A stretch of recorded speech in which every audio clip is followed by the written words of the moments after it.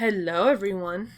I asked you all a little bit ago which god or goddess you would like to hear a video on next, and here is your guys' top answer. You guys and gals, you all chose the Greek goddess of love and beauty herself, Aphrodite. Now, she is identified with Venus by the Romans. Just a little bit of heads up for you all. The Greek word Aphros means foam, and that is because Aphrodite was born from the white foam produced by the severed genitalia of Uranus, or heaven, after his son Cronus threw them into the sea. Aphrodite was in fact widely worshipped as a goddess of the sea and of seafaring. She is also honored as a goddess of war, especially at Sparta, Thebes, Cyprus, and other locations. However, she was known primarily as a goddess of love and fertility, and even occasionally presided over marriage. Although working ladies of the evening considered Aphrodite their patron, her public cult was generally solemn and even more austere. For those of you that do not know what austere means, it is stern and cold in appearance or manner. And I looked that up in the Webster's Dictionary, so if you guys don't like that answer, that's the number one answer from Webster Dictionary. Some scholars believe Aphrodite's worship came to Greece from the east. Many of her attributes recall the Middle Eastern goddesses Ishtar and Astarte, although Homer called her Cyprian after the island chiefly famed for her worship. She was already Hellenized by the time of Homer, and according to Homer, she was the daughter of Zeus and Dione, his consort at Dodona. Aphrodite was mismatched with Hephaestus, the lame smith god, and she consequently spent her time philandering with the handsome god of war, Ares, by whom she became the mother of Harmonia, the warrior twins, Phobos and Deimos, and Eros, the god of love. Of Aphrodite's mortal lovers, the most important were the Trojan shepherd Anchises, by whom she became the mother of Aeneas with the handsome youth Adonis, who were killed by a boar while hunting and was lamented by women at the festival of Adonia. The cult of Adonis had underworld features, and Aphrodite was also connected with the dead at Delphi. Aphrodite's main centers of worship were at Paphos and Amathos on Cyprus, on the island of Cytherea, a Minoan colony where in prehistoric times her cult probably originated. On the Greek mainland, Corinth was the chief center for worship. Her close association with Eros, the Graces, so like charities, and the Horae seasons, emphasized her role as a promoter of fertility. She was honored by the Roman poet Lucretius as Genetrix, the creative element in the world.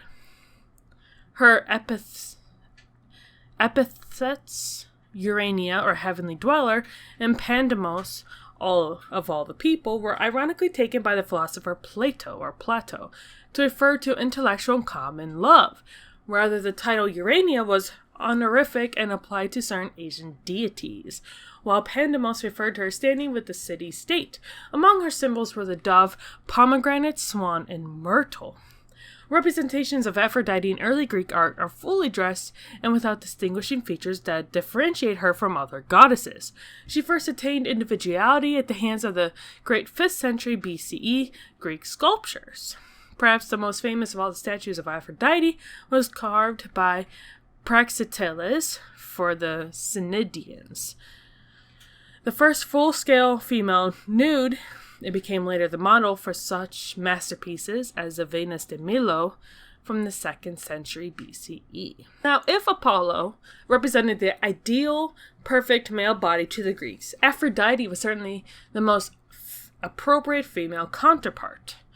Beautiful and enchanting, she was frequently depicted nude as a symmetrically perfect maiden, infinitely desirable and as infinitely out of reach. She was sometimes represented alongside Eros, who we already discovered is a lover of hers, a magical girdle and a shell, a dove, a sparrow, roses, and myrtles. Now, the reason why I mention this is because I am using two sites of information, and they're actually contradicting. So I like to I'm just mentioning this because I'm not sure which one is totally correct. If any of you do know if she, had the symbolism of like roses and a dove or sparrow? Let me know in the comment section down below. I'm going to be linking everything in the description so you guys can read everything yourselves. So I did already mention Aphrodite's epithets, but I'm going to go into a little bit more detail. Okay? She was worshipped by basically everyone. She was the one who rises from the sea, and she was appropriately called Pandemos of all the people, which I've already mentioned. However, there are some that would call her, Aurania or heavenly.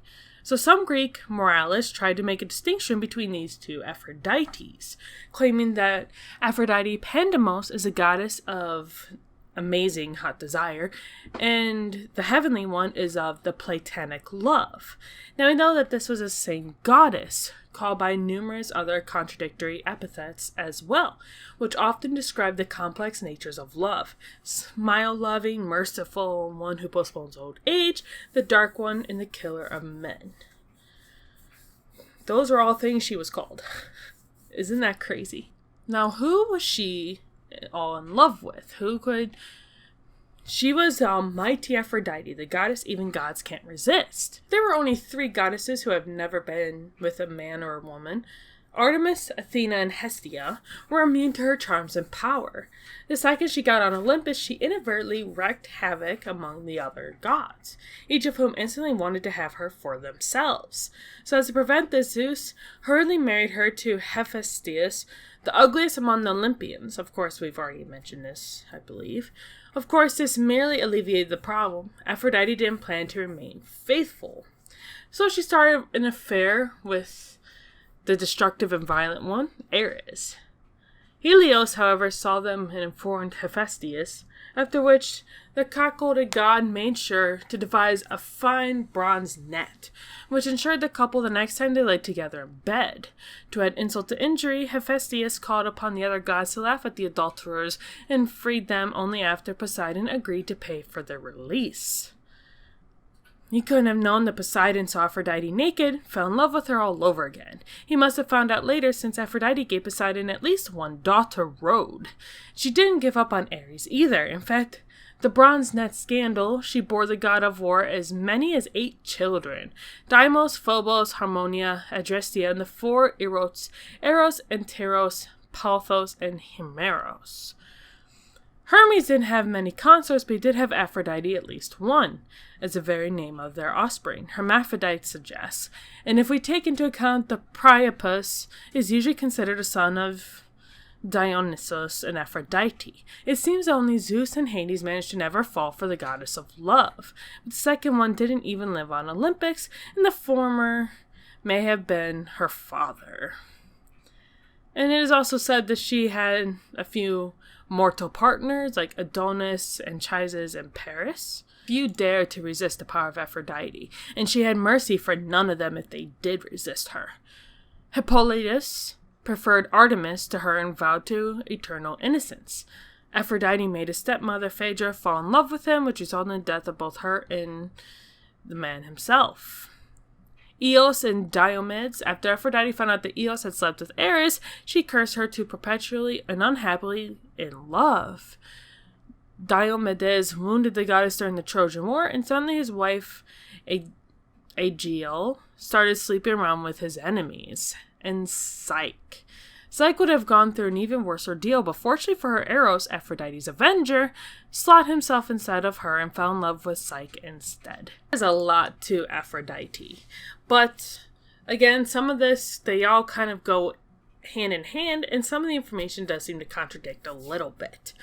Let me know what you guys think of today's video in the comment section down below. If you do like today's video and you do like this playlist I've got going on so far, make sure you leave a like on the video. Make sure you subscribe to the channel so you get notified every single time I upload, as long as you hit notifications for all videos.